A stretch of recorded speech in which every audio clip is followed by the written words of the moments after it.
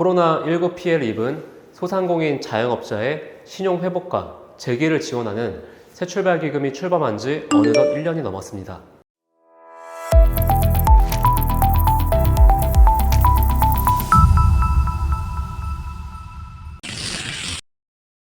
안녕하세요. 신용회복위원회 이승훈 심사역입니다. 코로나19 피해를 입은 소상공인 자영업자의 신용회복과 재기를 지원하는 새출발기금이 출범한 지 어느덧 1년이 넘었습니다.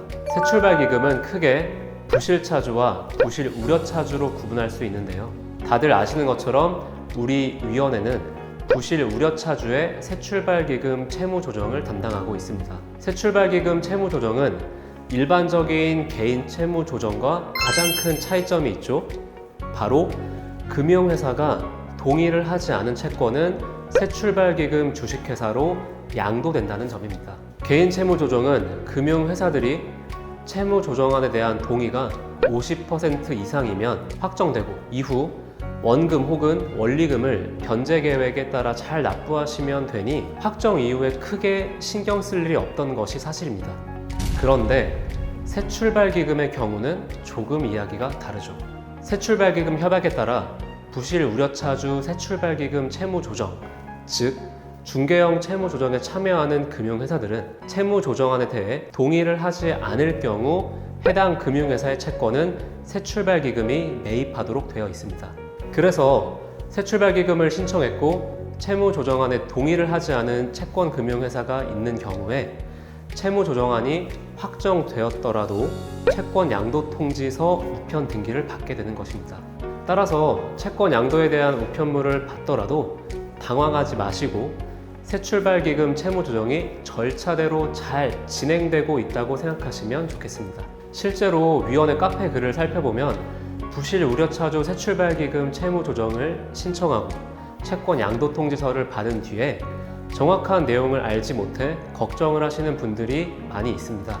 이런 경우에는 내가 신청한 채권 기관 중 일부가 채무조정안에 대해 동의를 하지 않아 그 금융회사의 채권이 새출발기금 주식회사로 매각되었구나 라고 이해하시면 됩니다. 심사부터 동의회신 절차가 마무리되고 채무조정이 확정되면 위원회는 부동의를 회신한 금융기관 계좌에 대해 새출발기금으로 매입 예정 통지를 보내게 되고 새출발기금에서는 이를 확인하여 부동의 채권 계좌를 인수하게 되는 것이죠. 그런데 한 가지, 새출발기금 부실우려차주 채무조정을 신청하고 주의할 사항이 있는데요. 처음 신청한 금융기관의 채무가 잘 포함되어 있는지 꼭 확인하셔야 합니다.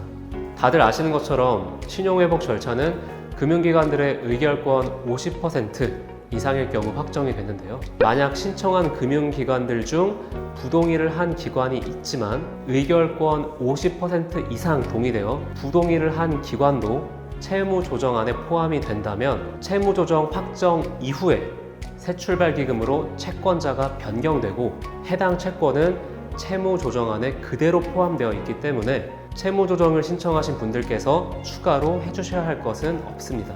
만약에 신청한 금융기관 의결권 50% 미만으로 동의가 되었을 경우 동의를 하지 않은 금융기관은 최초 채무조정안에서 제외가 됩니다. 그런데 제외가 되었더라도 너무 걱정하실 필요는 없습니다. 먼저 말씀드린 것과 같이 부동의한 금융기관들은 새출발기금으로 채권을 매각하게 되고 새출발기금으로 채권자가 변경된 이후 직접 채무조정안에 포함 요청을 하시면 됩니다. 다만 새출발기금이 양수한 부동의 채권에 대해 최종 금액을 꼭 확인하시고 새출발기금 안내에 따라 기존 확정된 채무조정안에 포함 요청을 하시는 것이 중요합니다. 만약 동의를 하지 않은 채권이 제외되고 이후 과정에 대해 절차가 궁금하시다면 새출발기금에 문의를 하시어 진행 절차를 확인하시기 바랍니다. 이번 시간에는 새출발기금 부실우려차주 중개형 채무조정 확정 이후에 대한 절차에 대해 알아보았는데요. 채무조정 확정 이후에 궁금하셨던 부분에 대한 답이 되었으면 좋겠네요. 감사합니다.